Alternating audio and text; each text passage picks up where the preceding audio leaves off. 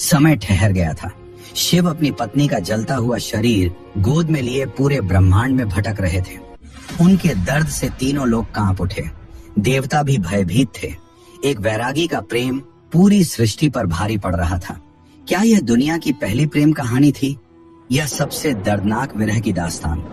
यह कहानी है शिव और शक्ति के उस अनोखे प्रेम की, जिसमें प्रेम था, त्याग था, बलिदान था और कभी न टूटने वाला बंधन था।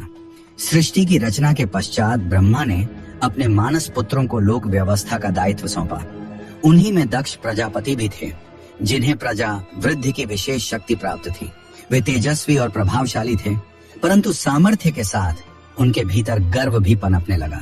धीरे धीरे उन्हें लगने लगा कि सृष्टि का संचालन उनके कारण ही संभव है, और यही भाव आगे चलकर अहंकार में बदल गया। दक्ष की अनेक पुत्रियों में सती सबसे विलक्षण थीं, जो साक्षात आदिशक्ति का अवतार थी। बचपन से ही उनका मन राजसी वैभव में नहीं, बल्कि कैलाश की शीत निस्तब्धता में लीन उस योगी में रम गया था, जो भस्म से विभूषित, जटाओं में गंगा धारण किए, गले में सर्प लपेटे समाधि में स्थित रहता था। वही थे भगवान शिव। संसार जिन्हें अघोरी कहकर दूर रहता था, सती उन्हें परम ब्रह्म का साक्षात रूप मानती थी। समय के साथ उनकी भक्ति गहन प्रेम में परिवर्तित हुई और उन्होंने निश्चय कर लिया कि वे शिव को ही पति रूप में प्राप्त करेंगे।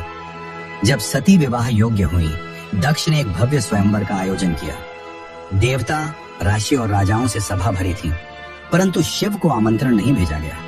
सती का हृदय व्याकुल हो उठा। उन्होंने मन ही मन शिव का ध्यान किया।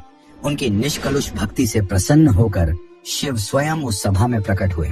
सती ने निर्भीक होकर उनके गले में वरमाला डाल दी। यह दृश्य दक्ष के अभिमान पर वज्रपात था।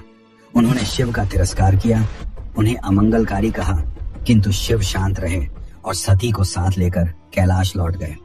कैलाश पर उनका जीवन वैराग्य, साधना और शांति से भरा था, परंतु सती के हृदय में पिता के व्यवहार की पीड़ा कहीं गहराई में बनी रही।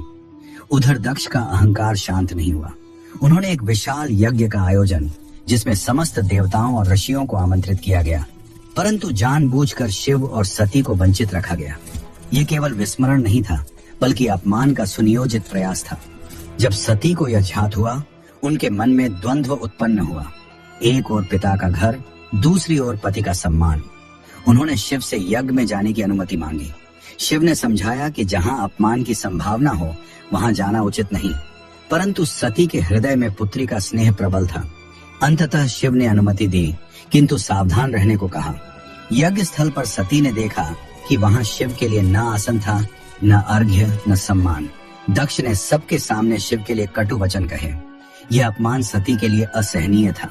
उन्होंने सभा के मध्य दृढ़ स्वर में कहा, जिस देह ने ऐसे पिता के घर जन्म लिया हो, जिसने मेरे आराध्य पति का तिरस्कार किया हो, वह देह मेरे लिए अब पवित्र नहीं।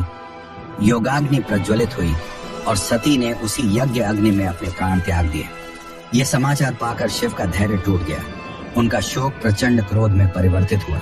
उन्होंने अपनी जटाओं से एक अग्निमय शक्ति प्रकट की, जो वीरभद्र के रूप में अवतरित हुई, और उनके साथ भद्रकाली भी प्रकट हुई। शिव के आदेश से वे यज्ञ स्थल पर पहुंचे और वहां अभिमान तथा वैभव का विनाश कर दिया। दक्ष का सिर धड़ से अलग कर दिया गया। यज्ञ विध्वस्त हो गया। देवताओं की प्रार्थना पर शिव का क्रोध शांत हुआ। उन्होंने दक्ष को पुनर्जीवन दिया, परंतु उसके कटे हुए सिर के स्थान पर बकरे का सिर स्थापित किया, जिससे उसका अहंकार सदा स्मरण रहे। शिव का शोक फिर भी शांत न हुआ। वे सती के दग्ध शरीर को उठाए दिशाओं में भटकते रहे। सृष्टि का संतुलन डगमगाने लगा। तब भगवान विष्णु ने सुदर्शन चक्र से सती के शरीर के अंगों को पृथ्वी पर विभिन्न स्थानों पर गिराया। वे स्थान आगे चलकर शक्तिपीठ कहलाए। इसके पश्चात शिव संसार से विरक्त होकर गहन तप में लीन हो गए।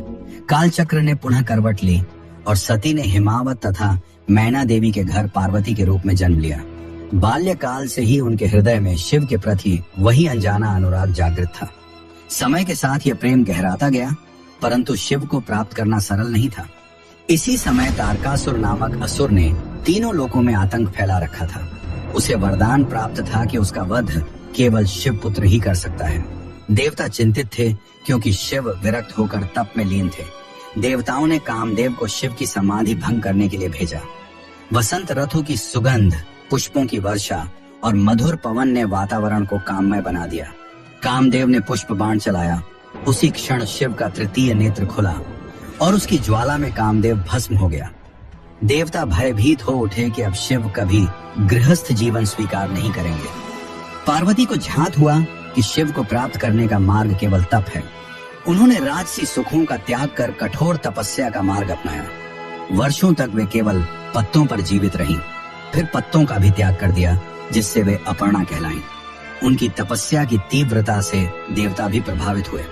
अंततः शिव पार्वती की निष्ठा और तपस्या से अत्यंत प्रसन्न हुए और उनकी परीक्षा लेने का निश्चय किया। वे एक वृद्ध ब्राह्मण का रूप धारण कर पार्वती के समक्ष प्रकट हुए और शिव की निंदा करने लगे। उन्होंने कहा, शिव अघोरी हैं, अमंगलकारी हैं, उनके लिए तप करना व्यर्थ है। पार्वती ने शांत किंतु अडिग स्वर में उत्तर दिया, आप शिव को नहीं जानते, वे परम सत्य हैं, तीनों लोकों के स्वामी हैं। मेरा मन सदा उनके चरणों में ही रहेगा। उनकी अटूट भक्ति देखकर शिव प्रसन्न हुए और अपने वास्तविक दिव्य स्वरूप में प्रकट होकर उन्हें पत्नी रूप में स्वीकार किया। इसके पश्चात शिव और पार्वती के दिव्य विवाह की तैयारी हुई। देवता, आर्ष्य और गंधर्व सभी उस अद्भुत विवाह के साक्षी बने। भूत प्रेत और गणों से सुसज्जित शिव की अनोखी बारात हिमालय पहुंची। विधि विधान से विवाह संपन्न हुआ और समस्त सृष्टि में आनंद की लहर दौड़ गई। यही पुनर्मिलन शिव और शक्ति के अनंत बंधन का प्रतीक बना और इसी दिव्य रात्रि को महाशिवरात्रि के रूप में स्मरण किया गया। जब विरह का अंत हुआ, तपस्या सफल हुई और चेतना तथा शक्ति पुनः एक हो गए। अगर ये वीडियो आपको पसंद आए तो वीडियो को लाइक और चैनल को सब्सक्राइब करें